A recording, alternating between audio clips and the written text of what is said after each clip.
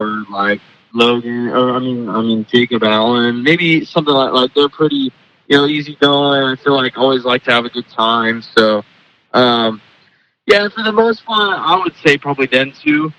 It's tough. Like you want to have that great personality, but also when you're there at the races, you're there to perform and to win. So I think sometimes it's nice to have those kind of people that are a little bit more relaxed and like to shake up the mood and make it a little bit less, just not stressful, but just a little bit less serious. So for all the tracks that you've been to in your career, who has the best track food? Man, I don't know. Maybe Knoxville. I try not to eat track food, so I don't know. I try to hard on the road to eat right. So, anytime that I can, I try and eat right so that I'm not. I gotta fit in the seat. Those seats are expensive. So if I have to get a bigger one, it's gonna cost a lot of money. We got just a couple more before we part ways here. Really quickly, we want to ask 2019. What was your favorite track that you raced this season? Probably Eldora. Eldora's always kind of been my favorite place. I feel like I've always kind of been able to have somewhat of a successful time every time I've been able to be there, and I just love Eldora. It's just the atmosphere of it, the way it's all laid out, the way it's kind of down in a hole there, and it's just a cool place to race at. It makes you just get a different feeling when you roll into Eldora and kind of roll down into the infield, and the race is great, and it's become one of my favorite tracks for sure. Then my last question for you would be, what would be your favorite racing memory? Man, probably, my first World of Outlaw win. I won with the Tarleton family in 2014 at the Mini Gold Cup there at Chico, and just to win with, the people that gave me the opportunity and win a big race like that early in my career, basically only a couple years into my career was pretty cool and definitely something that I'll never forget.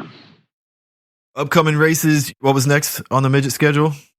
We're trying to race Bakersfield tomorrow, but we actually blew up an engine at Arizona, so it's kind of set us back a little bit, but we're supposed to get it back.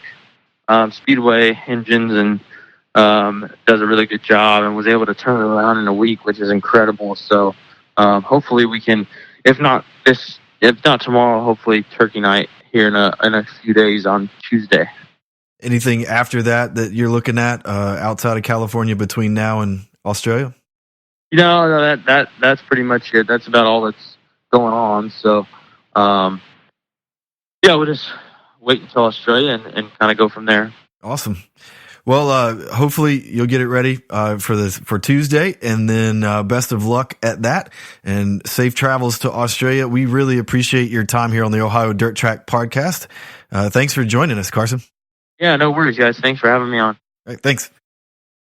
Great conversation there with Carson Macedo. I know I say that every time we wrap up an interview, but it is always good to talk to these drivers, and we're appreciative of them getting on the phone line with us and talking with us about racing and sharing their thoughts with you.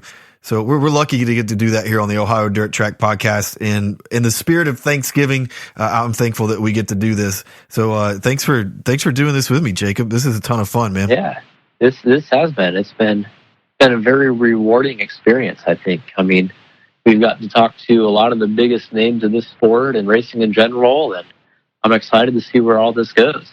Yeah, we had mentioned between each other in earlier months that when the season was winding down that we might take some time off or space it out a little bit more and not do every week. But we're just charging on, and with no change in sight in my mind. I hope you feel the same way, man. Yeah, I mean, why not? Someone has to talk about racing around here. Yeah, and as we've mentioned every week, it's like the season just keeps going longer and longer year round. So we'll keep talking to people about what's going on in Australia or California, and then before you know it, we'll be in Volusia, and somebody's always racing somewhere. Exactly. I mean, you could probably, there's probably racing at least 350 days a year somewhere. So if you're really ambitious, you could go to a race almost every day. And with the amount of history and racing culture that is in Ohio, no matter who we talk to that has driven a race car, we could probably tie it in to Ohio dirt tracks somehow, as we proved last week with Mario Andretti. Oh, yeah. I mean, Eldora has been around forever, and so has Fremont. I mean, there are a lot of good tracks here that are still racing and some that unfortunately aren't, that have so much history. And I mean, we're so lucky to have such great racing all around us in the state. All right. Well, thank you guys for tuning in to the Ohio Dirt Track Podcast on Thanksgiving week. We hope that you had a great time with your families. Enjoy your weekend watching racing replays or the racing that's going on out in California or where Australia. And I imagine some of you might be watching some football too. But we hope it's been a great holiday for you, and we will see you next week on the Ohio Dirt Track Podcast, episode number 33. Until then, get out, get dirty, and support your local tracks.